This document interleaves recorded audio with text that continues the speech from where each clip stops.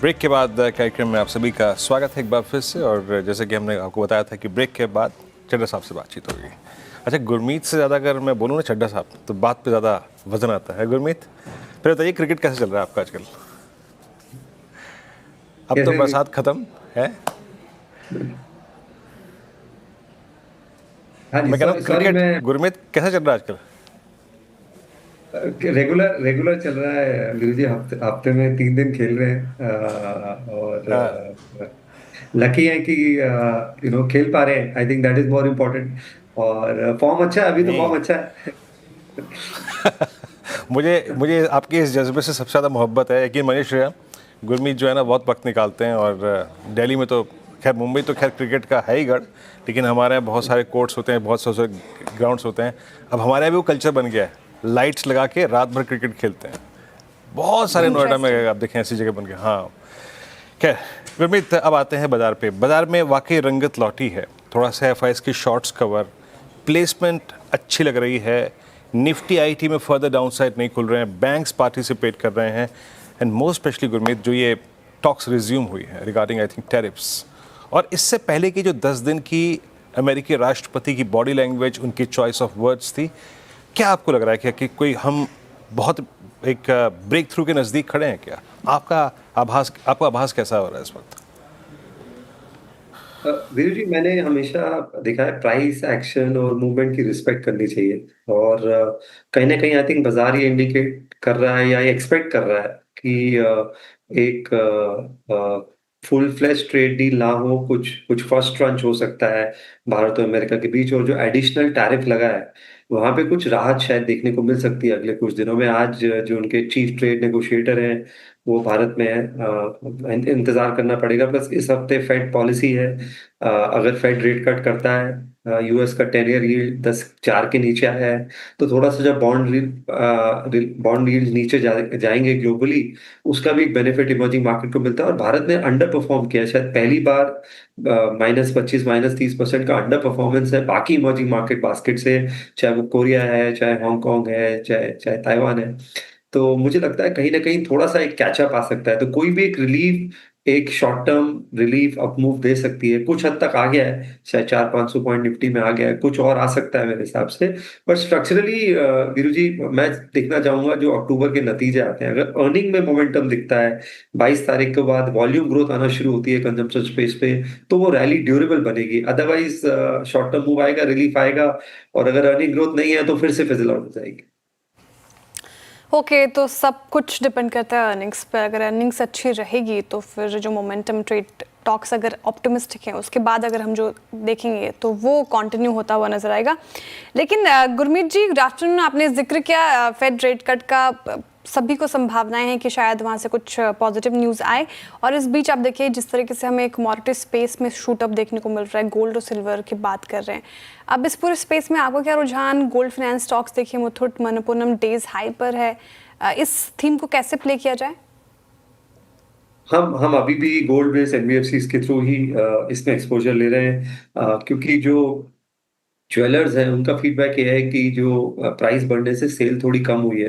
कुछ शायद physical quantity का भी शॉर्टेज है गोल्ड का। और क्या होता है, जो मिक्स है, अभी गोल्ड 1,15,000 के आसपास पहुंच गया, 1,10,000 आपकी स्क्रीन पे दिख रहा है।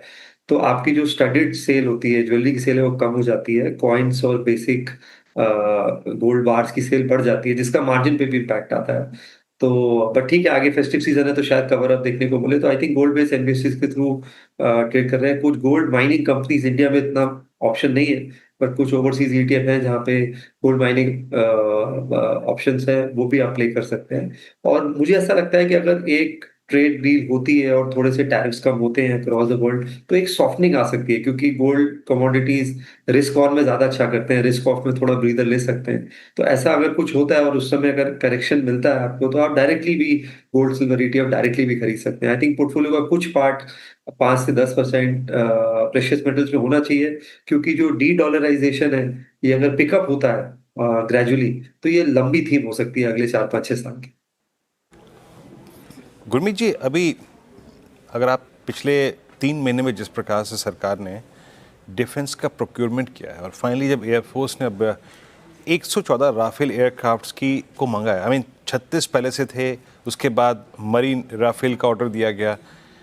ये जिस प्रकार का प्रोक्योरमेंट है, और जब हम यहाँ से ऑलमोस्ट अक्टूबर, नवंबर, दिसंबर, फिर जनवरी में बजट आपका आखिरी में, आपको क्या लग रहा है? आई मीन, क्या अब बाजार इस डिफेंस थीम को भी लैच ऑन करने की कोशिश करेगा क्या इस बार? तो दो डेवलपमेंट है वीरू इसमें। एक तो जो सरकार की स्पेंडिंग है, इंडिजनाइजेशन है, इंपोर्ट सब्स्टिट्यूशन है, बहुत बड़ा है। आप देखिए, जैसे मैं एक एग्जांपल देता हूँ, भारत इलेक्ट्रॉनिक्स है, 90,000 करोड़ की लगभग ऑर्डर है, बुक है। आप 2 साल का अगर मार्जिन देखेंगे तो 25% के आसपास का मार्जिन है। तो आपको दिख रहा है कि 20 से 25 हजार करोड़ का प्रॉफिट पूल की विजिबिलिटी है अगले 3-4 साल में। अभी 5-6-7 हजार करोड़ प्रॉफिट करता है, तो आपको दिख रहा है ये प्रॉफिट पूल 2-3-4x होने वाला है। तो आप लंबा व्यू ले सकते हैं। सिमिलरली मॉडर्नाइजेशन है, अभी प्रोजेक्ट कुशा है जो हमारा एयर डिफेंस सिस्टम है, उस पे 1 लाख करोड़ से ऊपर का है। हमारे पास करीबन करीबन 13-14 स्क्वाड्रन शॉट है, एक स्क्वाड्रन में 18 फाइटर जेट्स होते हैं। तो एक बार अगर ये इंजन का प्रॉब्लम सॉल्व होता है तो हमें कम से कम 300-400 फाइटर जेट्स और चाहिए अगले 5-6-7 साल में। भारत मुश्किल से साल के अभी 15-20 भी जेट्स नहीं बना पा रहा है, इंजन का शॉर्टेज है। तो कुछ थीम्स बहुत स्ट्रक्चर है, लॉन्ग टर्म है। और मेरा ये भी मानना है कि टॉप 5 में जब भी Bharat 6-7-8 trillion dollar market cap touch करेगा, टॉप 3 में एक डिफेंस कंपनी होगी, डिफेंस टेक्नोलॉजी कंपनी होगी। ऐसा मेरा स्ट्रॉन्ग बिलीफ है। ये भी एक तरीके का टेक प्ले है। इसके अलावा एक एशिया डिफेंस ETF लॉन्च हुआ है। अगर उसमें ज्यादा पैसा इकट्ठा होता है, मान लीजिए $2 बिलियन इकट्ठा होता है, उसमें कोरिया का वेट 32% है, भारत का वेट 39% है एशिया ETF में। तो अगर इसमें फ्लोज अच्छे आते हैं तो आपको ETF related short term flows भी देखने को मिल सकते हैं, जो नियर टर्म भी सपोर्ट देगा लिक्विडिटी वाइज। डिफेंस स्पेस पे ये इंटरेस्टिंग चीज़ बताई गुरमीत जी आपने। अच्छा गुरमीत जी, एक स्पेस जो चलने को ही तैयार नहीं है, दैट इज़ FMCG स्पेस। हम देख रहे हैं मार्केट डेज हाई पर FMCG आधा % से ज़्यादा लुढ़का हुआ। यहाँ कब बात बनेगी? और आप लोगों ने भी क्या एक्सपोजर अब थोड़ा सा घटा लिया है यहाँ पर? अब पूरा रेड फ्लैग हो गया, ये हाथ नहीं लगाना चाहिए, अब क्या करें इधर? नहीं नहीं श्रेया जी, ऐसा नहीं है कि FMCG स्पेस पर से खराब नहीं है, पर जो डायरेक्ट टू कंज्यूमर ब्रांड्स हैं, वहां से बहुत कंपटीशन देखने को मिल रहा है। आप सिंपल देखिए, अगर हम एक बात करें क्रीम की, तो पहले एक ही क्रीम शायद सब यूज करते थे, सारा मॉइस्चराइजर। आज डे केयर अलग है, रात का स्किन केयर अलग है। तो कंजम्पशन तो बड़ा है, चाहे वो पूरे BPC सेगमेंट हो, फूड सेगमेंट हो, हेयर केयर सेगमेंट हो। और कुछ कंपनीज ने अच्छी परफॉर्मेंस दी है। मारिको ने अच्छी परफॉर्मेंस दी है, 8-9% का वॉल्यूम ग्रोथ देखने को मिला है। HUL ने बहुत समय बाद 4-5% वॉल्यूम ग्रोथ दिखाया, तो स्टॉक में थोड़ा मूवमेंट आया है।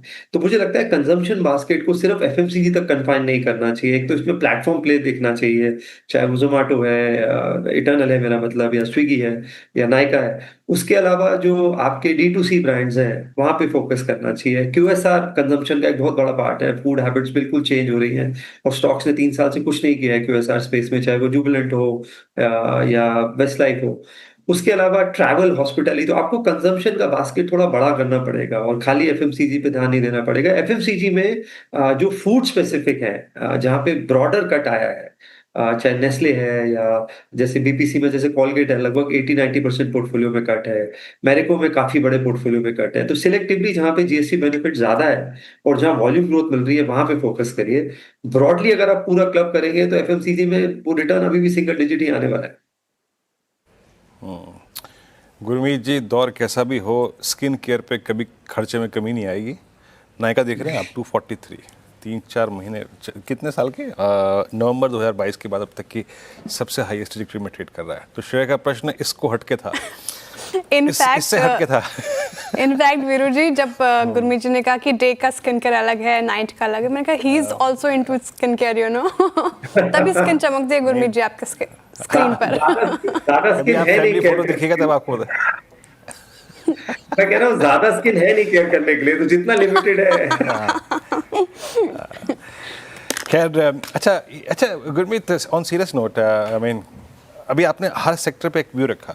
Let's talk about, I mean metals now, even I think commodities, इसको नाम देना बहुत ज़रूरी है, क्योंकि कमोडिटीज़ में आप इंडस्ट्रियल मेटल की बात भी कर रहे हैं, आप कमोडिटीज़ में प्रीशियस मेटल्स की बात भी कर रहे हैं, आप कमोडिटीज़ में केमिकल्स की बात भी कर रहे हैं। सबसे अच्छा धड़ा इस वक्त आपको कैपिटलाइज करने के लिए अगले 3-4 महीने में, जब तक कि अनसर्टेनिटी परसिस्ट कर रही है, जब तक कि US की Q3 की इन्फ्लेशन और वहाँ पे रेट कट की फाइनल पिक्चर क्लियर ना हो जाए, क्या लग रहा है आपको चीज़ करने लायक? अच्छा, देखिए, आप टैक्टिकल हो सकते हैं कॉपर में, एल्यूमिनियम में। कॉपर का एंड यूज बहुत है, इसलिए सिल्वर में भी तेजी है क्योंकि दोनों अच्छे कंडक्टर्स हैं। तो सेमीकंडक्टर्स में, ईवी में, सोलर पैनल में, इलेक्ट्रॉनिक्स में, हर जगह एंड यूज बढ़ा है और हर हर कंट्री फोकस करेगी डोमेस्टिक मैन्युफैक्चरिंग पे। तो आप टैक्टिकल प्ले कर सकते हैं नॉन फेरस स्पेस में, कॉपर एल्यूमिनियम में, चाहे वो हिंदाल्को हो, चाहे वो नैल्को हो, कुछ जो लिमिटेड प्लेस है।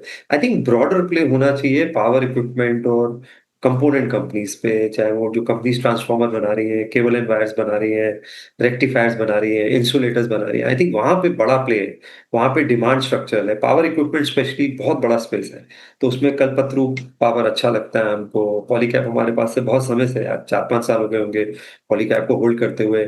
एक हमने कंपनी आइडेंटिफाई करी है हिंद रेक्टिफायर, जो रेलवेज के लिए ट्रांसफार्मर बनाती है, बहुत अच्छा काम कर रही है। तो आपको पावर इक्विपमेंट स्पेस में मुझे लगता है अपॉर्चुनिटी स्ट्रक्चरल है, बड़ा कैपेक्स है 1-1.5 करोड़ का, और डिमांड रोबस्ट है, बहुत स्ट्रक्चरल स्टोरी है उस समय। तो वहां पे आप स्ट्रक्चर हो सकते हैं, कमोडिटीज में आप थोड़ा सा टैक्टिकल हो सकते हैं। ओके, कमोडिटी में ऐसे प्रैक्टिकल होकर आपको स्ट्रैटेजी बनानी है।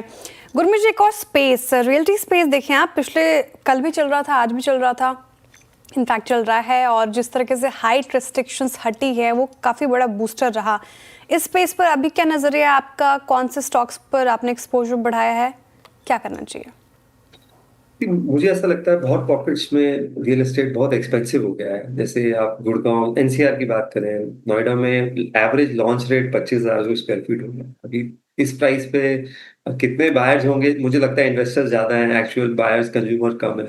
Similarly I think Gurgaon, I think selective geography में, बैंगलोर में मुझे लगता है अभी भी ट्रैक्शन है।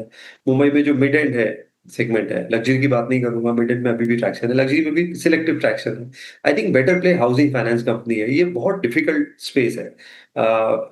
सिंपल मॉर्गेज इजी है वहां पे। आप जो अपर एंड अफोर्डेबल हाउसिंग में credit underwriting, distribution network, risk management बहुत स्ट्रांग लगता है। तो एक बार जो कंपनी ये कैपेबिलिटी डेवलप कर लेती है तो ये मोट इजीली जाता नहीं है। तो हमें होम फर्स्ट अच्छा लगता है, हमें आधार हाउसिंग अच्छा लगता है। और जैसे जैसे इंटरेस्ट रेट्स नीचे आएंगे, गवर्नमेंट का फोकस भी अफोर्डेबल हाउसिंग पे ज्यादा है, क्योंकि बहुत बड़ा फोर्स मल्टीप्लायर है इकोनॉमी में। तो हमें ये स्टॉक ज्यादा अच्छे लगते हैं हाउसिंग को प्ले करने में। और जैसे जैसे कॉस्ट ऑफ फंड्स कम होंगे, कंजम्पशन बढ़ेगा, तो आई थिंक अच्छा करना चाहिए। चलिए गुरमीत, बहुत बहुत शुक्रिया आप इस कार्यक्रम में शामिल हुए, बहुत मज़ा आया आपके साथ इस बातचीत में आज, बहुत बहुत शुक्रिया। अब एक काम करते हैं, चलते हैं क्लोज की तरफ। इट्स